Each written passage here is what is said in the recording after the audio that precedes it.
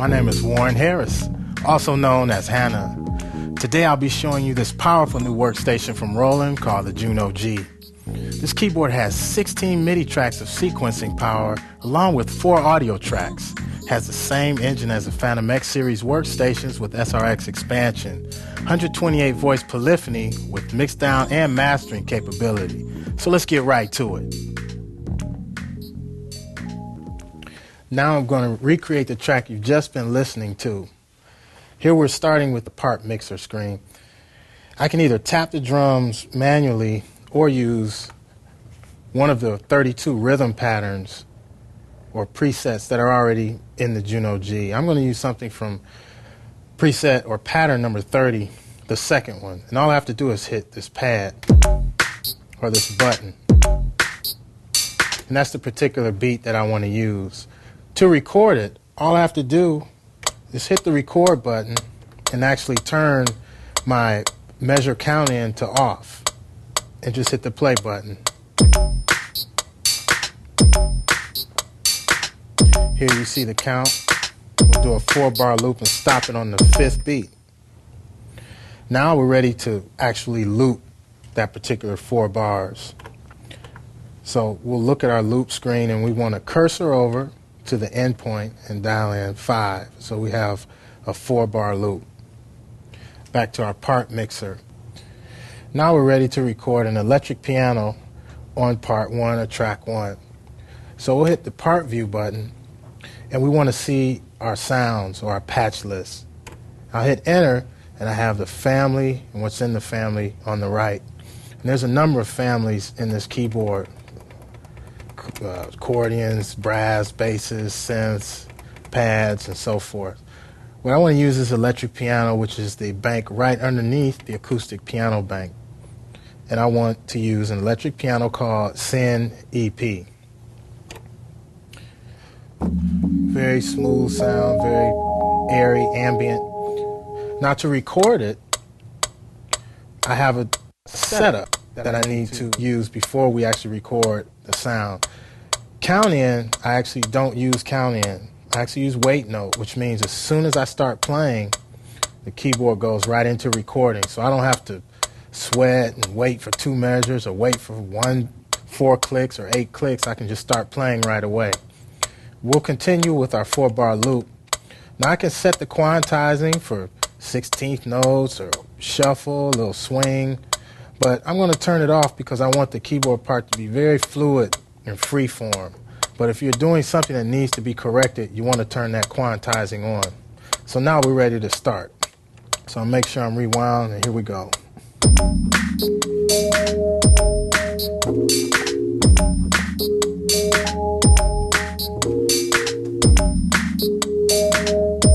And there you have it. Now we need to go to our audio track, and we're going to record electric bass. So to record the bass, obviously I need an audio track. So I hit the audio track button, and I'm plugged right into the input of the keyboard. Now there's a little level that you can see coming in, but obviously it's not loud enough. I'm going to turn up the audio input fader, so there's a little more volume there. I'm going to hit shift and audio input fader. And now I can insert a compressor, which is an insert effect that's normally used on a bass or a vocal. I'll check the box and dial and actually set up the compressor to have a little bit more gain on it. So here's the bass without any compression,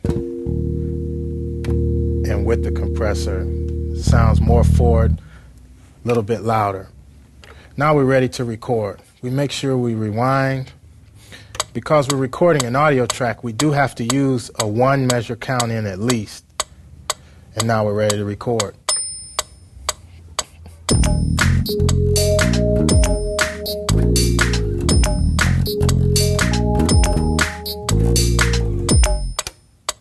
Okay, now that I've made that recording, on the screen the audio information is flashing. I can either unload it, cancel it, or assign it. What does that mean? Well, if I unload it, the sound is totally in vapor land. It's not in RAM anymore. I can't use it anymore. It's gone forever. Now, if I cancel it, it's canceled from being in the audio edit screen but still in my RAM so I can insert it later. If I assign it, which is what I want to do, it's a part of my track. Now let's listen. Usually when you record audio, the time is fixed. But in the JUNO G, you're able to change the speed of the audio without changing the pitch. So let's try it. Let's say I feel the song should go a little bit faster. I can change the tempo all the way up to even 130 and it still sounds good. And let's take it down from 120, say to 115. It's a great quality. That's an amazing feature. Now we're ready to insert an audio phrase to audio track 2. So I'll cursor down and hit my insert soft key. Now there's preset audio phrases in the keyboard. I'm going to use number 11. Let's listen to it. We'll hit the preview. Ooh. And we'll select it. And it's right there on measure 1 in this song. Let's listen to it. Ooh. And when it loops back around, you hear it again, right on the 1. Ooh. Now we want to put an effect on this vocal sample. So we'll go to our mixer and hit soft key 3, and it has our output. And let's cursor up to the output section, and we're going to dial in multi-effect 1. I hit my effects button, and soft key 2 is multi-effect, and I'm going to dial in number 52, which is a little 3D delay. And you'll hear it on the vocal as it comes around. Here we go. It's a nice effect, and you can add any of the 78 effects on any audio that you have in this keyboard. Now we're ready to do a little bass solo over top of this sequence. To record the bass solo, I'll exit out to my part mixer screen. Now let's go back to our audio track. We'll hit audio track and we'll cursor down to track 3. We still have our level, everything's okay. Make sure we rewound to the beginning. Record, we still have our 1 measure count in, and we're ready.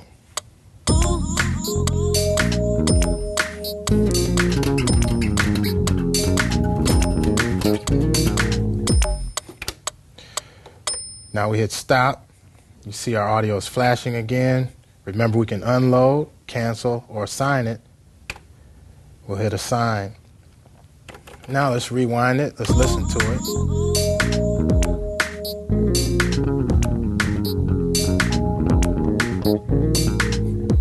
Now we're ready to mix it down. So let's rewind it. So to mix down, I can hold shift and hit soft key 4, which is mix down.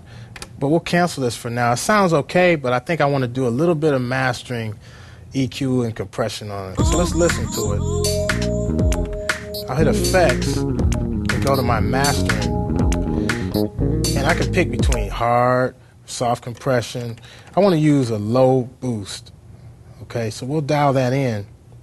And what I can do is go to my switch and I can toggle between on and off. So let's listen to it without low boost, and this is with low boost. It's a lot more punch to it. So I think I want to do my mix down with the mastering on so it's CD quality ready. So we'll hit our audio track. We'll rewind it, shift, mix down, and now we're ready to go. And we'll do a little fade out. Now keep in mind, when you're mixing down, you can mix pans, you can automate the panning, you can do some EQ changes in real time. We're going to do some volume changes just on the bass solo and fade it out near the end of the track. So let's go. Hit start.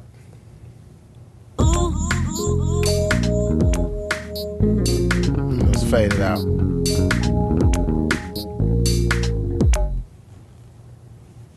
And once we have it, we can either unload, cancel, or assign it. I'll hit cancel for now and go to my audio list.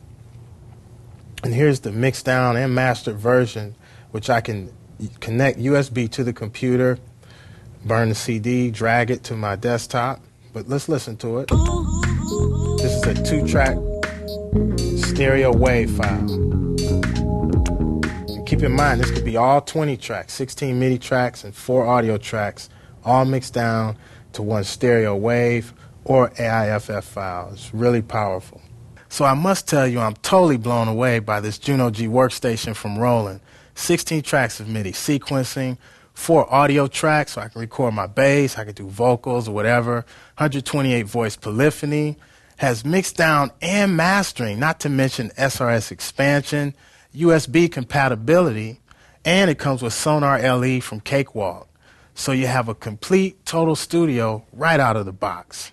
So I'm going to get back to recording this record.